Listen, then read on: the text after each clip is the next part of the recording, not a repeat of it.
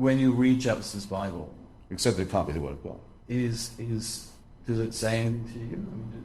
I mean, is the sayings of Jesus insofar as they reflect upon the way one should be among one's fellow human beings?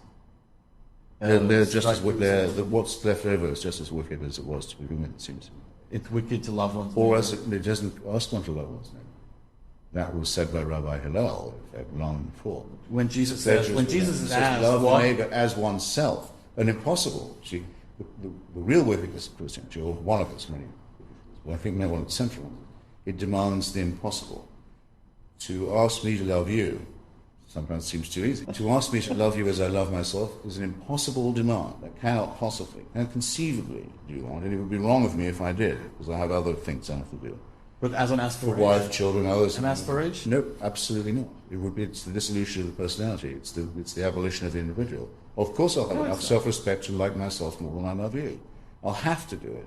It's an immorally impossible demand. The demand to give up all possessions and to forget the future is not just unlivable and impossible, but would, if it could be done, cruel and stupid. It would mean that no investment, no thrift, no thought about subsequent generations. But there's no saving Christianity from a charge, it seems to me, that as stated, even at its strongest, by its warmest believers, that its recommendations, its precepts are either nonsensical or evil.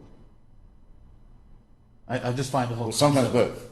The aspiration to treat others as one would treat oneself, which could be rendered in secular terms. No, not treat. It doesn't say treat. It doesn't say treat. Love. No, it says love as also. Rabbi Hillel comes up with the golden rule. I'm just trying to grapple with the idea that aspiration is evil or wicked. No, it's because it's too strenuous, I mean to say.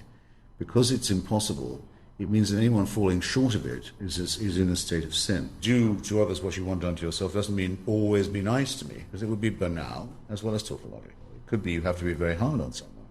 It could be you have to use force on them, as you would hope they would, to stop you committing a crime, for example. It can or a theft. So except there's also the doctrine of forgiveness and forgiveness. Yeah, forgiveness. Yeah, that doesn't particularly well for me either, but... No, it's going to work for you. Not as the donor. Excuse me, I mean not as the donor, but as the recipient. Why should I deserve forgiveness from someone else, let alone have the power to offer it? Who gives me this right? It's a social question. It's to be decided by law and by even utilitarianism. It can be.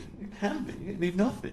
I mean, it can also be a sense that in ways, again, I mean, I have to say things like this, in ways we do not understand.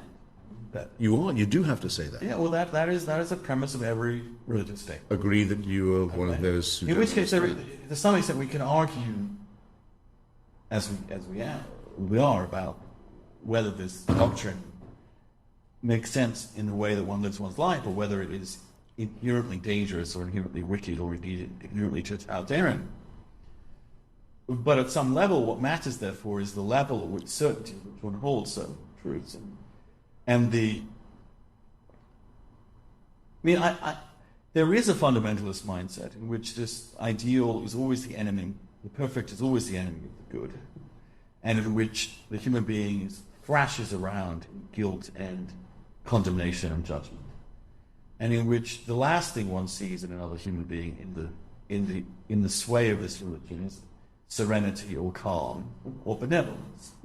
One sees insecurity, anger, and frustration that the world as it should be is not as it is. And an attempt to close the gap somehow in your own life and everybody else's. Well, it doesn't want everybody reconciled to the status quo.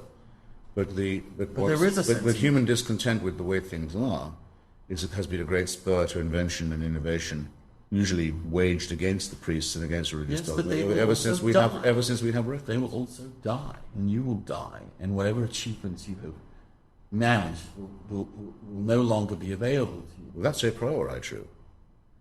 It doesn't give an inch to religion. It doesn't. No, what it says is that what religion does is ask, what is the human being's best response to that fact? Well, the first is to accept that it's true. The complete mortality of not just our lives, but of everything that we do in our lives. Well, to borrow a phrase from you, acceptance. First thing is to realize that that is the case, that we are born into a losing struggle, that we're from a poorly evolved species, now understands rather better its cosmology and its DNA, to do the best we can with that, but not to deny it or to make up stories that appear to pretend that it isn't so. No, but at some point to understand also that that there may be some capacity which is not our rational capacity, but that is what one might call one's spiritual capacity, to be in touch with what one cannot know, and to have what one cannot know be in touch with us. See, that sounds like white noise to me, I have to say. Well, and you don't normally talk white noise. Religion has the effect on you, as it has on many intelligent people, of making you appear to be dumber than you are. I have to tell you this.